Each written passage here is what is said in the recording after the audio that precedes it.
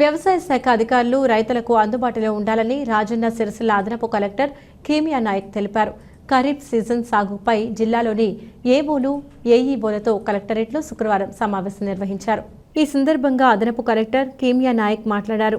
ఏఓలు, ఏఈఓలు తమ పరిధిలోని రైతులకు అందుబాటులో ఉండాలని, సాగులో మెలకువలు అందించాలని సూచించారు. రైతులు విత్తనాలు, ఎరువులు కొనుగోలు చేసిన తర్వాత ఖచ్చితంగా రసీదు తీసుకోవాలని పేర్కొన్నారు.